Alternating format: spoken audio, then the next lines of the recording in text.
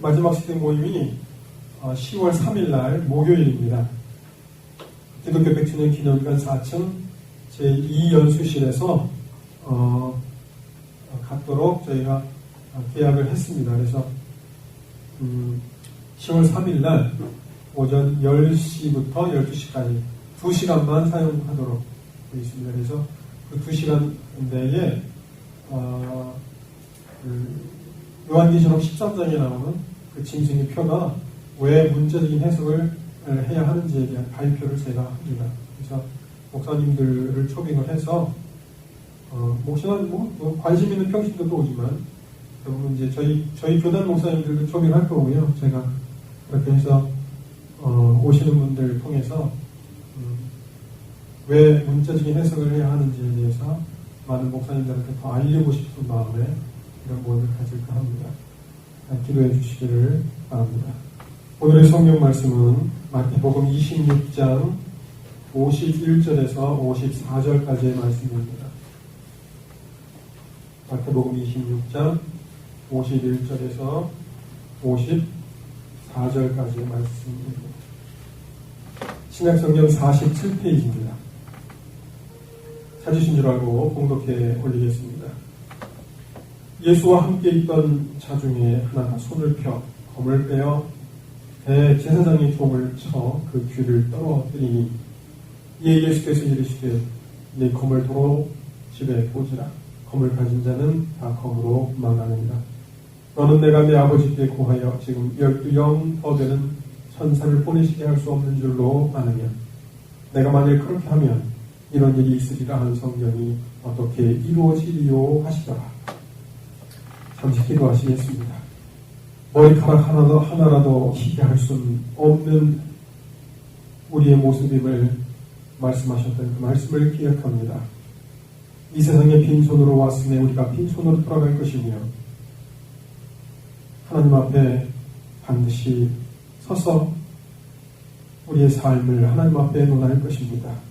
거룩하신 아버지 하나님, 더욱더 말씀의 진리를 깨닫고 그 말씀 속에서 하나님 우리에게 무엇을 말씀하시고자 하시는지 듣고 그 말씀대로 준행하며 내가 그 말씀대로 순종하겠나이다 고백할 수 있는 저희들의 삶이 될 수 있도록 인도하여 주시옵기를 소원하옵고 마귀의 일절 틈타지 아니하고 오직 하나님의 말씀이 이 시간 나누어지고 그 말씀을 통해서 하나님의 뜻을 깨닫는 저희들 되도록 인도하여 주시옵기를 소원하오며 살아계신 우리 주 예수 그리스도의 이름으로 기도드렸사옵나이다.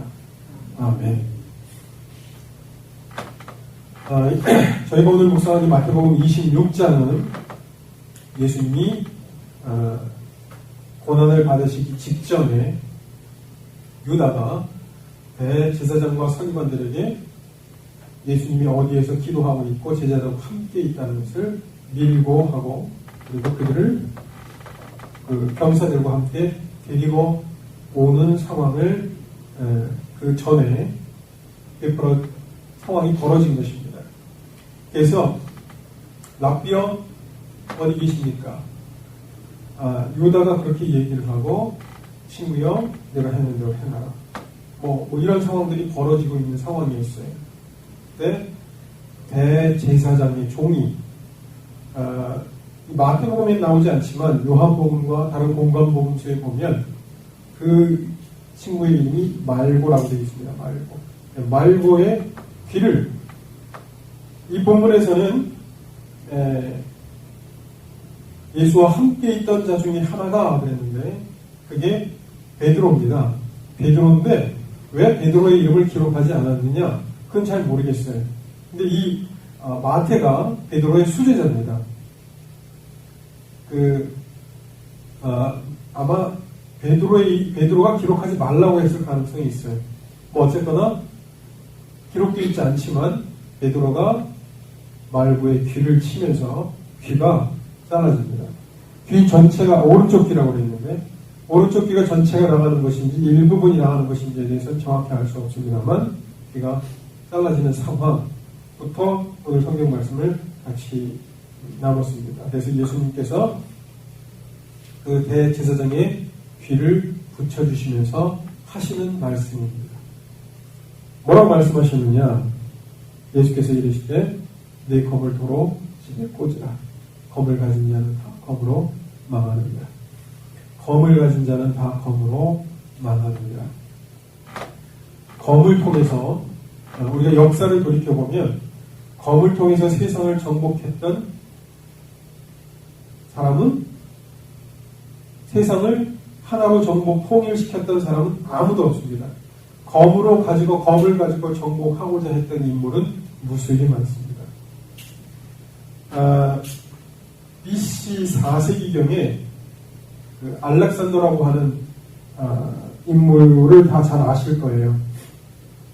그 알렉산더라는 사람이 제가 찾아보니까 마케도니아 제국을 세운 인물인데, 마케도니아 제국이 이집트, 그 다음에 인도 그 펀잡 지역, 그 다음에 페르시아 지역, 그리스 지역, 이런 지역들을 통일시켰던 왕이라는 거예요. 근데 이 알렉산더가 젊은 나이에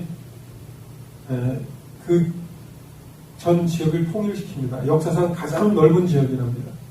역사상 가장 넓은 지역을 통일시켰지만 33살에 말라리아 병으로 인도 지역에서 죽습니다. 인도 지역에 정복을 하러 갔다가 죽습니다. 저는 어렸을 때 나폴레옹을 굉장히 영웅시하는 그런 글들도 많고, 또 그림도, 사진 같은 거, 그림이겠죠. 사진이 아니겠죠, 물론. 말을 타고 나폴레옹이 탁 위에서 멋있게 말 위에 앉아있는 모습을 그림들을 보고 굉장히 나폴레옹은 우상시했던 기억이 있습니다. 내 사전에 불가능이란 없다. 굉장히 멋있는 말이잖아요. 나폴레옹이 이탈리아를 평정하는 반란이 일어났는데, 그 반란을 평정하면서 소위에서 장군으로 진급을 합니다. 그게 24살 때였어요, 나폴레옹이. 그리고 29살 때부터 세계를 정복하기 시작합니다, 나폴레옹이. 그러나 결국 원토로 전쟁에서 패하면서 결국 나폴레옹이 52세에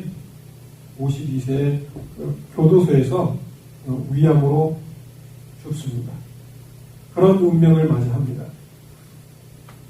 그 다음에 독일의 영웅 히틀러 같은 경우도 젊은 나이에 언변이 아주 뛰어난 사람이었습니다. 그래서 자기가 소속되어 있는 노동당이 있었는데, 노동당에서 말을 하도 잘해가지고 그 사람이 대변인으로 나섰다가 나중에는 당수가 됩니다.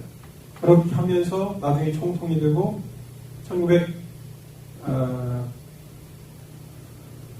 1939년도에 제2차 세계대전을 일으키는 거죠.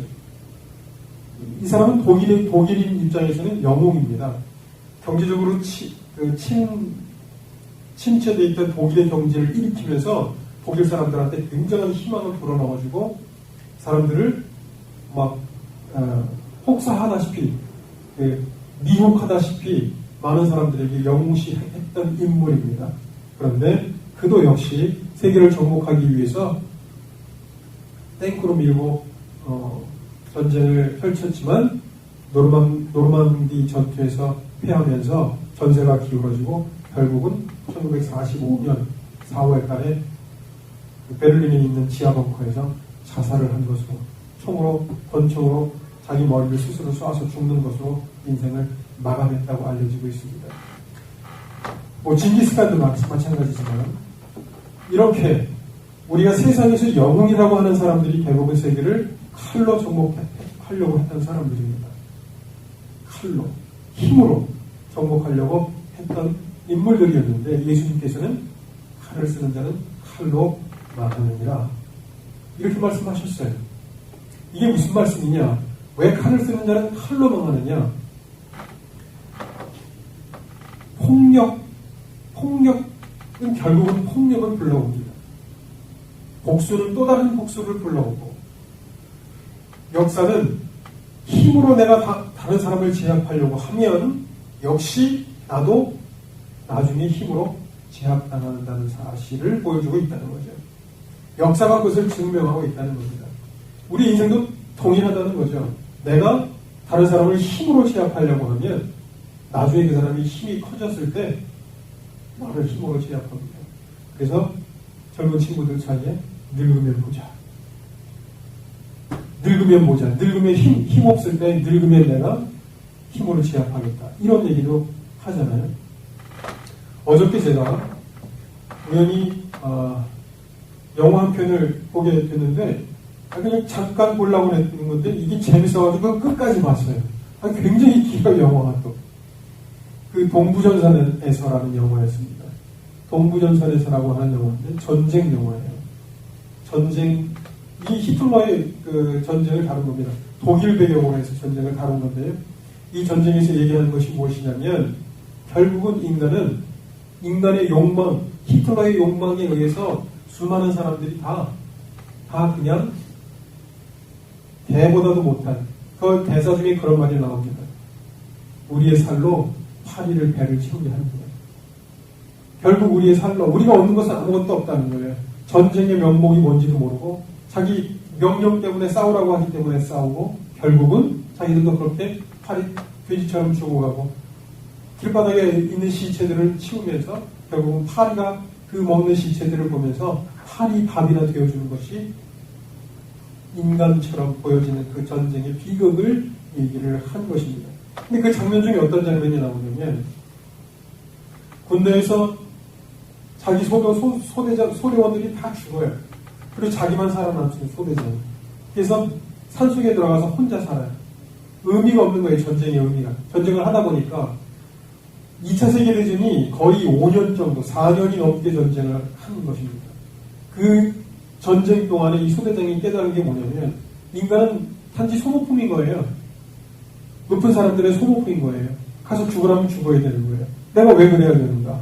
그런 회의를 느끼면서 산속에 혼자 들어가서 숨어서 살고 있다가 발각이 되죠.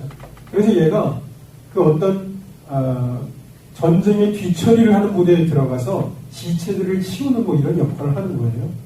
그런데 거기에 그 부대원들을 이끌던 아마 계급이 소령쯤 된 것 같아요. 그 사람이 굉장히 힘으로 얘네들을 제압합니다. 계급으로 누르는 거죠. 그리고 폭력적이에요. 이 소련. 결국은 이 도망갔던 소위가 한가한 틈을 타서 그 소령을 죽이면서 도망갑니다. 뭐 그런 내용이 이제 그 안에 포함되어 있어요.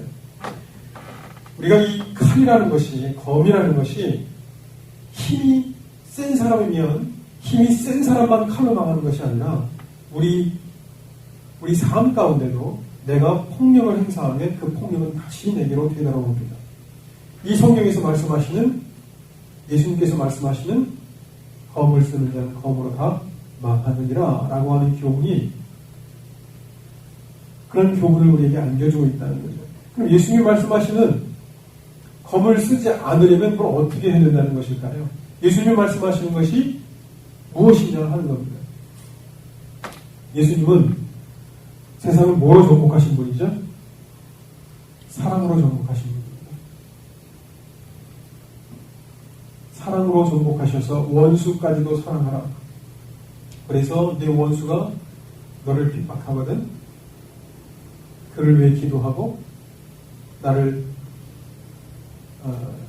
뭐 그런 말씀으로 오늘 우리에게 주시는 교훈은 원수까지도 사랑하라 라고 하시고 서로 사랑하라는 그 교훈으로 온 세상을 사랑으로 정복하고 계신 것입니다.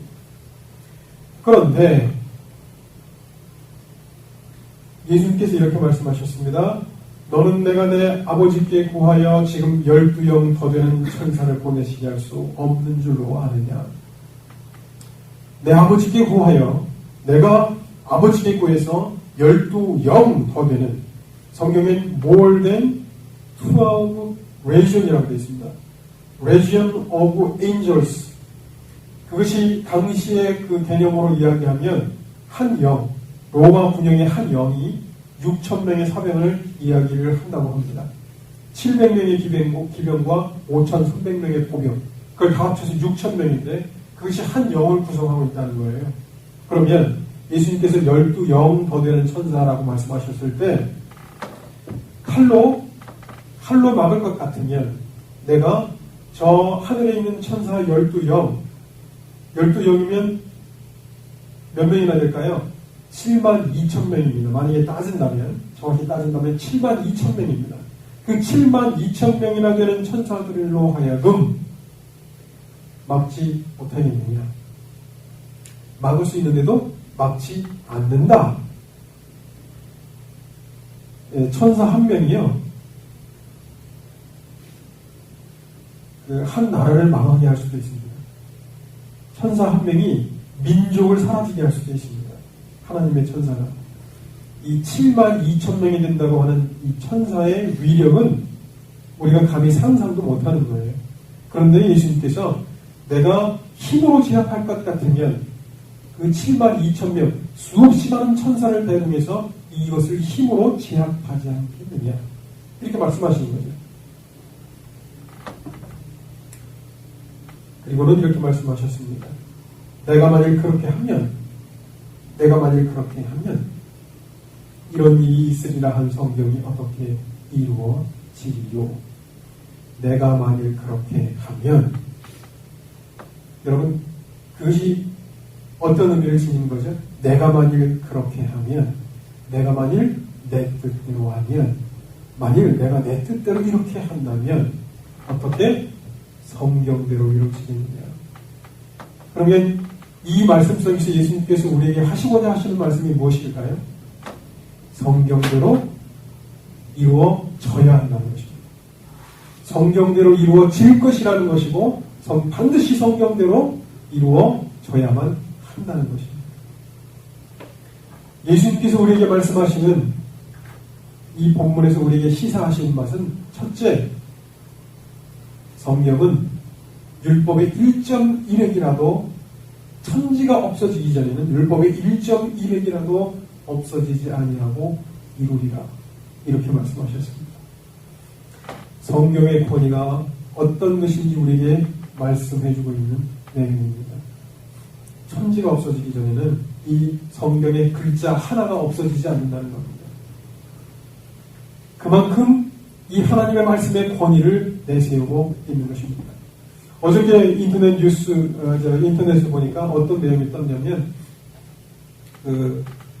서울대 무신론자 동아리에서 예전에 한번 인터넷 뉴스에 나왔었거든요. 제가 한번 말씀했던 것 같아요. 무신론자 동아리에서 카드를 하나 만들었습니다. 그래서 복음을 전하는 사람들한테 주는데요, 그걸. 예수를 전하는 사람들한테 주는데 거기 그 내용에 무슨 내용이 써있냐면, 복음을 전하지 말라고요. 무슨 내용이냐? 당신들은 책 한 권을 믿고 신의 존재를 인정하시오. 우리는 여러 권의 책을 읽고 신이 없다고 믿고 있어. 뭐 이런 내용입니다. 성경 한 권을 읽고 당신들은 신이 있다고 하느냐? 우리는 여러 책을 읽고 신이 없다는 결론에 도달했다. 그러니까 신이 있다고 자꾸 우리에게 주장하지 말아라. 책 한 권 읽고 까불지 말아라. 이런 내용입니다. 여러분, 책의 비중을 따진다면 성경 한 권과 그 아이들이 읽은 책 몇 권을 읽었는지 모르겠지만 수십 권, 수백 권 그것과 비교할 수 없습니다. 성경은 인간이 기록한 책이 아닙니다. 하나님께서 기록하게 하셨다고 성경은 분명히 말씀하셔서 모든 성경은 여호와의 감동으로 된 것으로 라고 기록하고 계십니다. 하나님의 감동으로 기록된 이 성경이 율법의 1.1핵, 그 1.1핵도 천지가 없어지기 전에는 다 이루어진다는 것입니다. 성경대로 다 이루어진다. 이것이 예수님께서 말씀하시는 성경의 권위입니다. 그리고 반드시 이 역사는 성경대로 진행되어집니다. 이것이 성경에서 얘기하고 있는 하나님의 권위입니다. 그래서 모든 성경의 예언은 사사로이 풀 것이 아니니 반드시 이루어질 것을 기록한 것, 그것이 바로 성경의 예언입니다. 예언은 인간이 할 수 없습니다. 500년, 1000년, 2000년 뒤를 내다보고 인간이 기록할 수 없습니다. 영적인 존재만이 가능합니다. 그러면 우리 인간의 이성으로 설명할 수 없이 성경이 예언한 대로 역사가 진행되고 있다는 사실을 우리는 알아야 합니다. 이 성경의 역사는, 성경은 역사가 반드시 하나님의 말씀대로 진행될 것임을 말씀하고 있다는 거지요. 그래서 요한계시록도 반드시 이루어질 일을 기록하였느니라 라고 성경은 말씀하고 계십니다. 반드시 이루어질 일, 그것을 성경에 기록한 것입니다. 예수님께서 우리에게 말씀하시는 바가 무엇이냐? 내가 이렇게 하면, 내가 만일 천사들을 대동해서 저들을 힘으로 물리치거나 내 마음대로 행한다면 성경대로 되어지겠다고 하는 그 말씀이 성경대로 어떻게 이루어지겠느냐? 그렇다면 성경대로 반드시 이루어진다 하는 말씀입니다. 그러면 그 성경대로 반드시 이루어지는 그 성경의 역사 가운데 나는 오늘 어디를 향해서 가고 있느냐 하는 것입니다. 예수님께서는 성경대로 이루어진다, 성경대로 이루어져야만 한다는 명제를 가지고 하나님의 뜻대로 순종하며 십자가를 지신 것입니다. 이것이 예수님께서 세상을 하나로 만들기 원하셨던 예수 그리스도의 영적인 힘. 세상의 영웅들은 총칼로 무력으로 세상을 정복해서 하나로 만들려고 했습니다. 그래야 전쟁이 없어질 것이라고 생각을 한 거죠. 하나로 세상을 만들기 위해서 힘으로 통치하려고 했으나 예수님께서는 오히려 십자가의 길을 걸어가신 것입니다. 인간이 이해할 수 없는, 잘 이해하기 어려운 십자가의 길을 걸어가신 것입니다. 그래서 성경은 이렇게 얘기를 합니다. 십자가의 도는 멸망하는 자들에게는 미련한 것이요 구원을 얻는 우리에게는 하나님의 능력이 되리라. 예수님께서는 바로 그 길을 걸어가셔서 우리에게 뒤를 쫓아오라고 하셨던 것입니다. 제가 성경을 묵상하다가 성경에 이런 구절도 있었구나 하는 구절을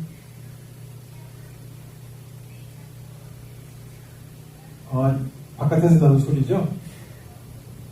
성경에 이런 구절이 있었습니다. 호세아서 14장 9절인데요. 여호와의 도는 정직하니 의인이라야 그 도를 행하리라. 그러나 죄인은 그 도에 거쳐 넘어지리라. 여러분, 이 말씀이 시사하는 바가 굉장히 크다고 생각하지 않으십니까?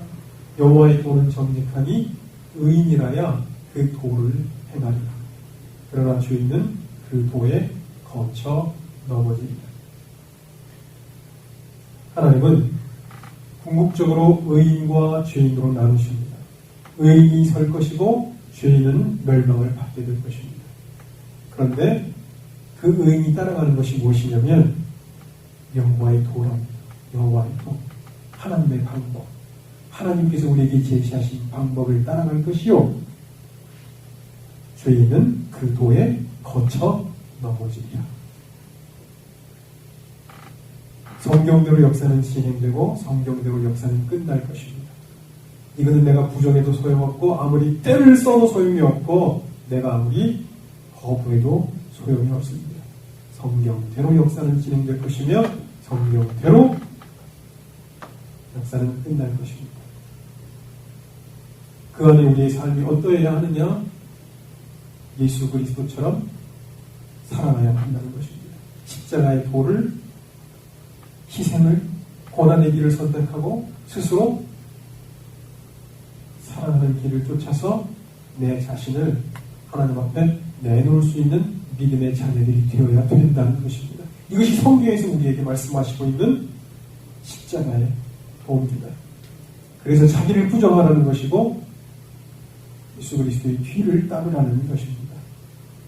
내가 나를 고집하는 한, 내가 세계를 정복하겠다라고 내 뜻을 세우는 한 하나님의 뜻은 보이지 않습니다. 하나님의 뜻은 나와 상관이 없습니다. 내가 완전히 나 자신을 포기하고 하나님 뜻대로 순종하며 살아가는 삶의 길을 걸어갈 때 그것이 하나님이 우리에게 원하시는 십자가의 도요, 하나님께서 원하시는 희생과 사랑과 고난의 길입니다. 이것을 위해서 우리를 부르시는 것입니다. 내가 오늘 어떤 그릇으로 살아가느냐 하는 것은 내가 오늘 어떤 십자가를 지고 내가 어떤 삶을 살아가느냐 하는 것이 곧 내가 그리스도 예수 앞에 있는 내 삶의 모습입니다. 인생을 살아가는 삶의 방향은 수많은 사람들이 살아가고 있습니다. 저는 TV를 보다가 가끔 이런 생각을 합니다. 화려한 스포트라이트를 받는 사람들을 우리는 때때로 부러워합니다. 그 사람이 누구죠? 배영준 같은 경우는 드라마 한 번 출연하는데 드라마 한 번 출연할 때 몇 억씩 받는데요. 억 단위로 돈을 받고 살아가는 거예요. 야, 그럼 그 사람 굉장히 편하겠구나, 인생 살아가는 게. 이렇게 부러워할 수 있지만 오히려 그런 사람들이 하나님을 발견하기가 더 어렵습니다. 물질적으로 풍요하고 내가 세상으로 받는 스포트라이트가 점점 더 많아지면 많아질수록 인간은 교만해지고 인간은 하나님을 생각하지 않습니다.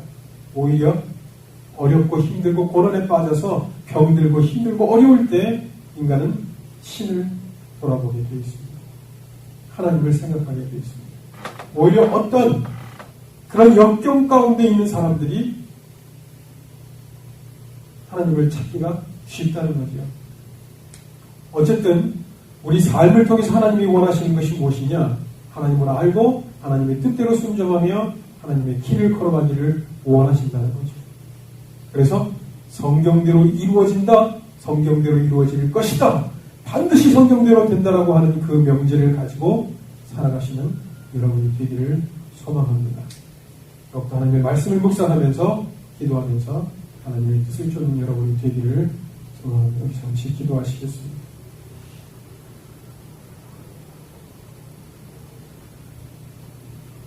우리의 힘을 믿고 내 능력을 믿고 내 힘을 믿고 내 길을 걸어가는 인생이 아니라 하나님의 능력을 믿고 하나님의 힘을 믿고 믿음으로 예수 그리스도의 뒤를 따라가는 저희들의 삶이 될 수 있도록 인도하여 주시옵기를 소원합니다. 그리하여서 더욱더 하나님 앞에 섰을 때 하나님 앞에 칭찬 듣는 저희들의 삶이 될 수 있도록 인도하여 주시옵기를 소원하옵고 이 세상이나 세상에 있는 것들의 마음이 빼앗겨서 하나님을 잃어버리는 자가 되지 않도록 저희들을 붙들어 주셔서 더욱더 하나님을 기쁘시게 하는 저희들의 삶이 될 수 있도록 인도하여 주시옵기를 소원하오며 살아계신 우리 주 예수 그리스도의 이름으로 기도드렸사옵나이다. 아멘.